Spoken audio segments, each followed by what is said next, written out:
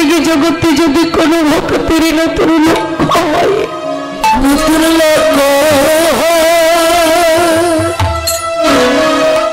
কোন ভক্ত যদি কৃষ্ণ ভজন করিতে করিতে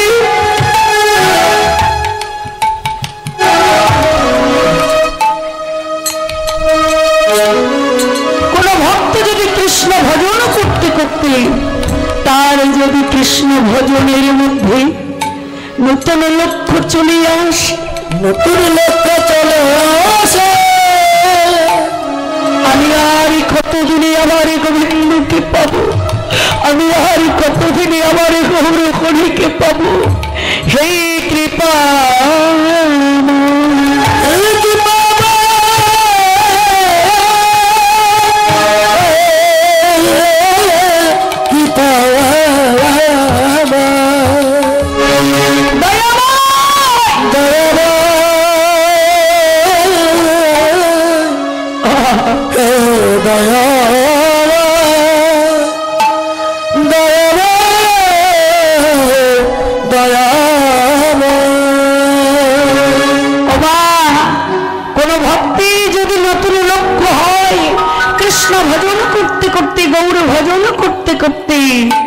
তাহলে সেই নতুন লক্ষ্য যেদিন হবে সদগুরু চরণাশ্রয় করি গৌর হরি বা গোবিন্দ এই জাগতিক জগতে তারা থাকবে না, একেবারে অনায়াসে পারে করে নিয়ে যাবে কোথায়?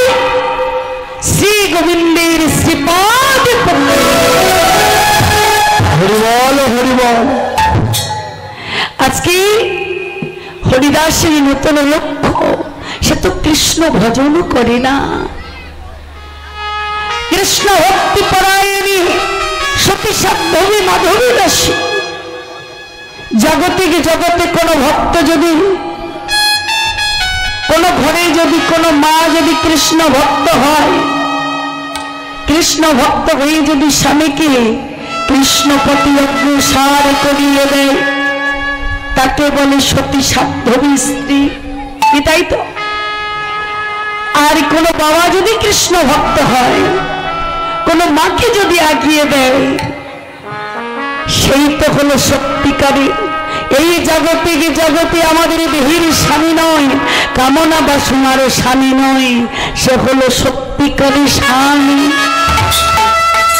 তাহলে সংসারে আমরা দুটো মানুষ বাবা, স্বামী স্ত্রী। স্ত্রী যদি কৃষ্ণ ভক্ত হয়ে স্বামীকে আগিয়ে দেয় তাহলে স্বামীর মঙ্গল হবে, আর স্বামী যদি কৃষ্ণ ভক্ত হয় তার স্ত্রীকে যদি আগিয়ে দেয়, কথাই বলে কি বলে? স্বামীর পুণ্য স্ত্রী পায়। যেমন রত্নাকার দস্যু বললেন, দেখো আমি যখন ভালো কর্ম করি সেই ভালো কর্মের ভাগটা তুমি নেবে, কিন্তু আমি যে দস্যুবৃত্তি করি, এই চুরি ডাকাতি করি, এর ভাগটা কে নেবে? প্রথমে মার কাছে গেলেন, মা বলল না না আমি দিতে পারবো না বাবা। বাবার কাছে গেল, বাবা বললেন না না। ছেলের কাছে গেল, ছেলে বলছে না। স্ত্রীর কাছে গেছে, স্ত্রী বলছে না। তাহলে দেখেছেন বাবা, পুণ্যের ভাগটা সবাই নেবে, কিন্তু পাপের ভাগ কেউ নেবে না। আজকে হরিদাস মাথায় পাগড়ি বেঁধে কাঁধে ঝোলা নিয়ে চলেছেন সেই পাঠক ঠাকুরের কাছে।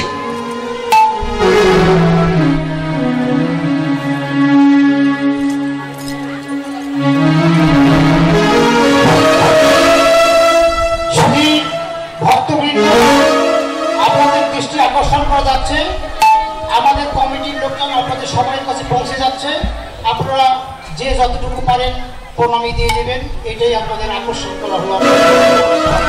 ধন্যবাদ। তো আজকের হরিদাস মাথায় পাগড়িটা বেঁধে কাঁধে ঝুলিটা নিয়ে চলেছেন কোথায়? প্রতিটি ভক্তের কাছাকাছি ভগবত পাঠকের কাছে। যেতে যেতে দেখছি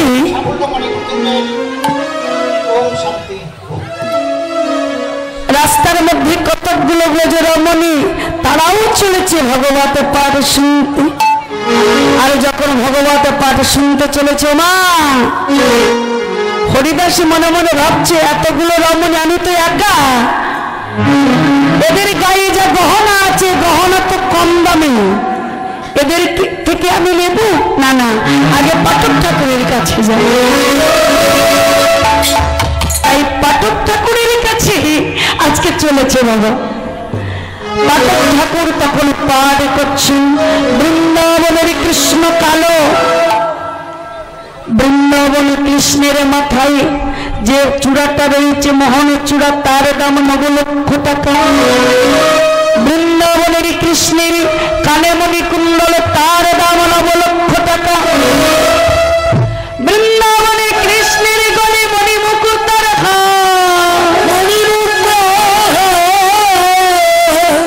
তার দাম 9 লক্ষ টাকা।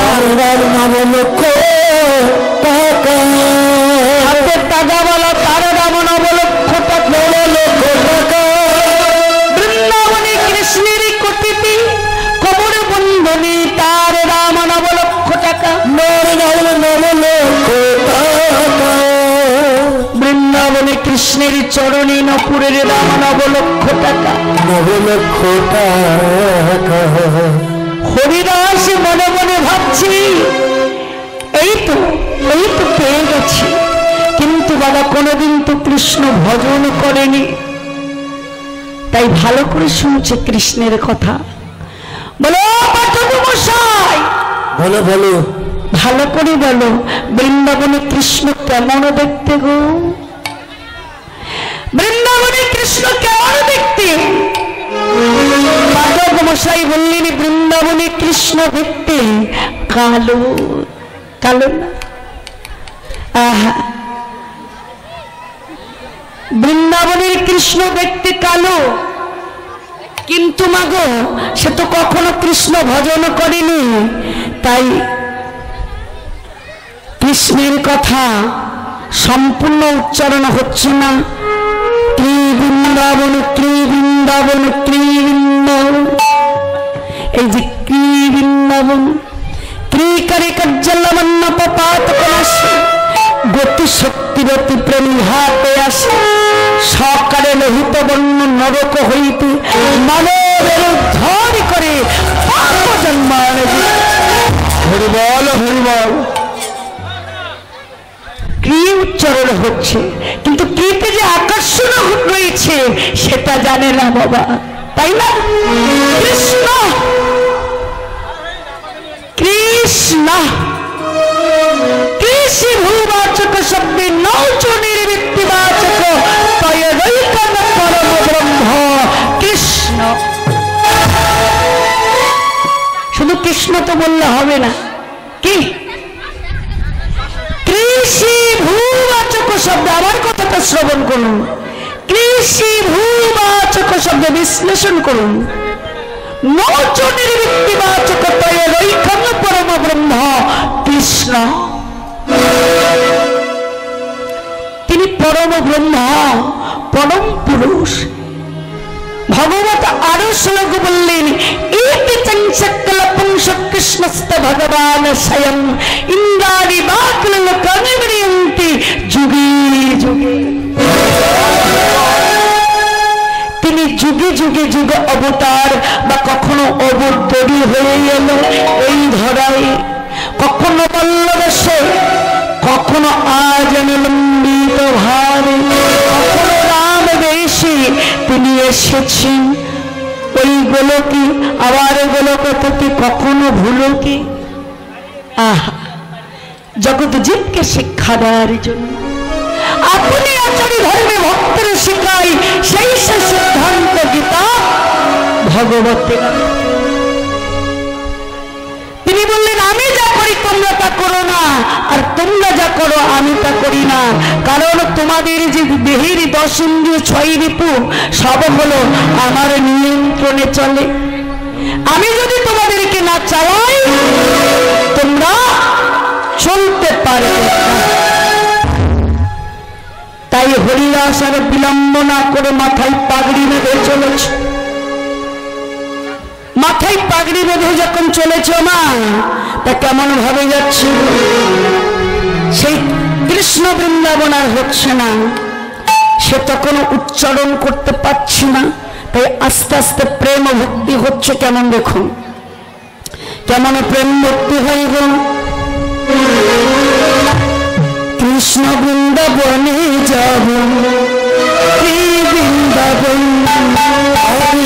বৃন্দাবনে যাব, কি বৃন্দাবন, কি বৃন্দাবনে যাব।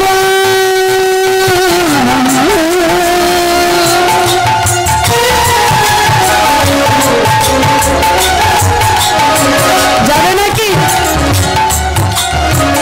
কি বৃন্দাবনে যাব, মামা সাদ পুরাইবা, কি বৃন্দাবনে যাব, মামা সাদ পুরাইব, মামা সাদ পুরাইব, গোড়া নিচে যাই। কৃষ্ণ বৃন্দাবনে যাব, কৃষ্ণ বৃন্দাবন, আর কৃষ্ণ বৃন্দাবনে যাব, কৃষ্ণ বৃন্দাবন, কৃষ্ণ বৃন্দাবনে যাব, কৃষ্ণ বৃন্দাবন, কৃষ্ণ বৃন্দাবনে যাব, মামা সাদ পুরাইবা, বৃন্দাবনে যাব, মামা সায় পুরাইব, মামা সাদ পুরাইব, গোড়া নিচে যাই। পুরাইব, গোড়া নিচে যাই। কৃষ্ণ বৃন্দাবনে যাব, কৃষ্ণ বৃন্দাবন, বৃন্দাবনে যাব, কৃষ্ণ বৃন্দাবন, কৃষ্ণ বৃন্দাবনে যাব, কি বৃন্দাবন, কৃষ্ণ বৃন্দাবনে যাব, শ্রী বৃন্দাবন। কিন্তু ওই কি বৃন্দাবনে যাচ্ছেন, যেতে যেতে অনেক রাত হয়ে গেল। আমা যখন রাত হয়ে গেছে, ওপার একটা বন রয়েছে, এপার একটা বন আছে, মাঝখানে নদী। সে নদীটার নাম কি গো? হ্যাঁ, নদীটার নাম জানেন? এই যে বাংলাদেশের মধ্য দিয়ে প্রবাহিত হয়ে চলে গেছে ইউপি হয়ে বৃন্দাবনে, নাম হলো যমুনা। ওপারে বনে এপারে বনে মাঝখানে নদী, ইউপির মধ্য দিয়ে যে বৃন্দাবনে প্রবেশ করেছে সেই যমুনা, সৌভাগ্যবতী শ্রী যমুনা। আজকে বসে বসে চিন্তা করছেন, আমি এই নদীটা পার হব কেমন করে, এই নদীটা আমি কেমন করে পার হব। ভক্তাদিনী ভগবান ওই যে কি বৃন্দাবনে কখনো কৃষ্ণ বৃন্দাবন, প্রেম ভক্তির হৃদয়ে যখন জাগরিত হয়েছে, ভক্তের ডাকে ভগবান ভক্ত না পেয়ে ছোট্ট একটি বালক বেশি নৌকা নিয়ে আসে, আর হরিদাস দেখছি বহু দূরে একখানে তোরি দেখা যায়, তোরি দেখা যায় বহু দূরে।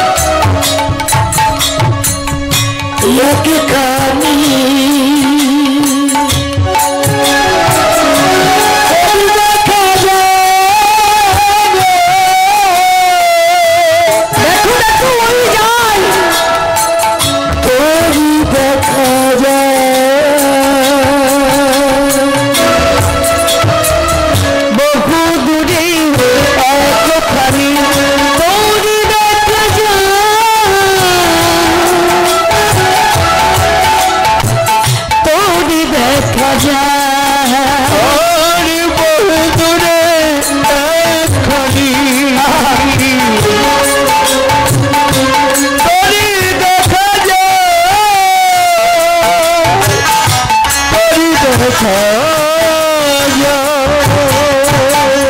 একবার ভাসি একবারে গভীর মুক্ত যমুনা মুক্ত যমুনা তোরি একবার ভাসে একবার ডোবে মত যমুনা মত যমুনা বহু দূরে একখানি তোরে দেখা যায় তোরে দেখা যায় বহু দূরে এখানি তোরি দেখা তোরি দেখা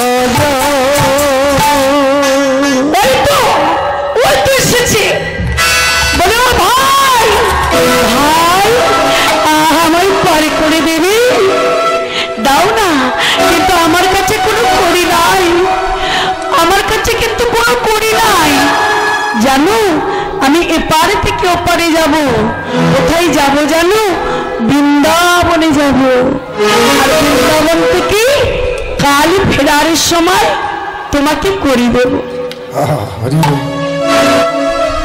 ভগবান মনে মনে চিন্তা করছে হরিদাস তুমি বৃন্দাবনে যাচ্ছ তো আমার কাছে আমি তোমার জন্য তরি নিয়ে এসেছি আগে তুমি পার হও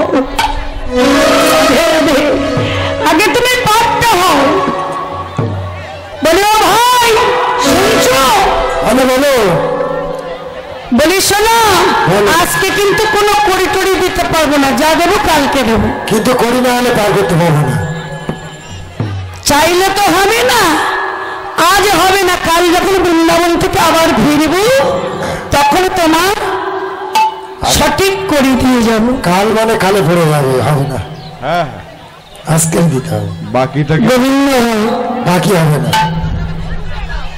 মনে মনে চিন্তা করছো তুমি কার কাছে যাচ্ছ সেটা তো আমি জানি তাই চলো তাহলে তোমাকে তাড়াতাড়ি পার করে দিই এবার জিজ্ঞাসা করলেন হরিদাস বলি ও ভাই ভাই ভালো ভালো বলি ও ভাই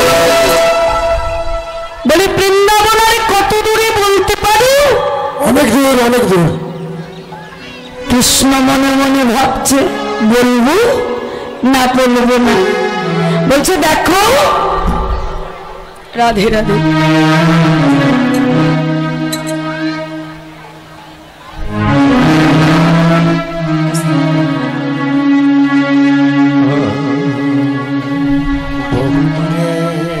রাধে রাধে আজকে এই যে রং খেলার দিন তাই না মা আপনারা হয়তো অনেকে ভাবছেন ভারতের কীর্তনিয়া প্রমীলা দিদি এসেছে তার শ্রীমুখ থেকে শ্রবণ করবো রং খেলাটা কেন হয় বলবো আগে আমি ভগবত সিদ্ধান্তটা শেষ করি তারপরে নিশ্চয়ই বলবো এসেছে যখন বলার জন্য অবশ্যই বলবো তো আজকে কৃষ্ণ বললেন ভাই বেশি দূরে নয় এপার থেকে ওপারে যাচ্ছ কিছুটা জঙ্গল গেলে দেখবে একটা বিশাল রাজবাড়ি হরিদাস তখনকার দিনে তো বাবা গাড়ি ছিল না গাড়ি ছিল পদব্রজে যেতে হতো 1 মাস 2 মাস 3 মাস ধরে হাঁটতে হাঁটতে যেতে হতো বৃন্দাবনে আজকে হরিদাস ক্লান্তি দেহ নিয়ে চলেছে যখন এপার থেকে ওপারে উঠেছে ক্ষুধাই তৃষ্ণায় কাতর হয়ে বৃক্ষতলায় ঘুমাইয়ে পড়েছে আর বৃক্ষতলায় যখন ঘুমাইয়ে পড়েছে বাবা ক্ষুধায় তৃষ্ণায় তার দেহ চলে যাচ্ছে ভগবান দেখি ভক্ত না করে ছোট্ট বালক বেশি কাঁধে দুগ্ধ ভাণ্ড নিয়ে ছোট্ট বালক বেশি কাঁধে দুগ্ধ ভাণ্ড নিয়ে আজকের প্রাণ গোবিন্দ চলেছে ভক্তকে সেবা দেবে বলে, তাই কেমন ভাবে যাই গো আমার এই যে কাঁধে কবি দৌধি ভাণ্ড চলে আমার প্রাণ গোবিন্দ, আরে কাঁধে কবি ভাণ্ড চলে আমার প্রাণ গোবিন্দ।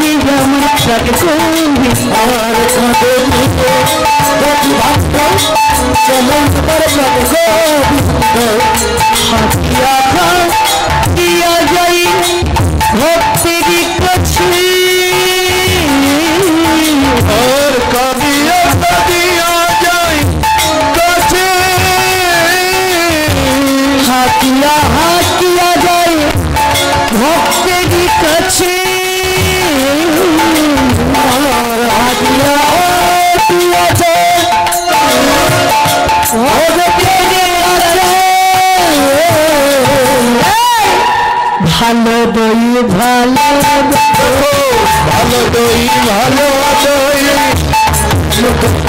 ভালো দই ভালো দিবি আইবে ছোটে ভালো দই ভালো কে কে নিবি আইবে ছোটে ভালো দই ভালো নিবি আইনা ছোটে ভালো দই ভালো দই ভালো দই ভালো দই এমন দই তো পাবে না গো ভালো দই ভালো দই এমন দই তো পাবি না গো ভালো দই ভালো দই। দুঃখ নেবে তো দুঃখ দই নেবে দই। চিৎকার শুনে হরিদাসের ঘুমটা ভেঙে চুরমার হয়ে গেল। কে কে কে বধূ বিক্রয় করছে জঙ্গলের মধ্যে। দেখি ছোট্ট একটি ছেলে বলছো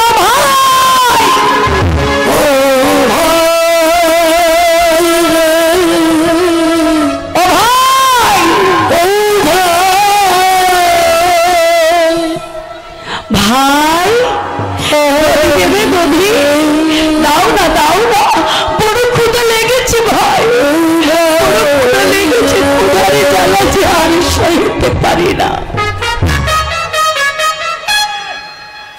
ভগবান মনে মনে ভাবছি হরিদাস তোমাকে দেব বলে তো এনেছি গো। কজনের ভাগ্যে হয় ভগবানকে দর্শন পাওয়া। হরিদাসের কাছে যখন এলো বাবা হরিদাস পরমানন্দে দুটি কর পেতে বলছে আরে দাও আরে দাও।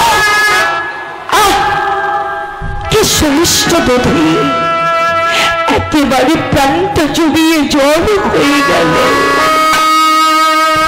এমন দধি তো জীবনে কখনো সেবা করিনি। যার তার খাতিরে দধি নয় এই দধি তার কার জানো এই দধি সেই স্বয়ং ভগবানের দধি, যিনি লবণকারী নবনীকরণকারী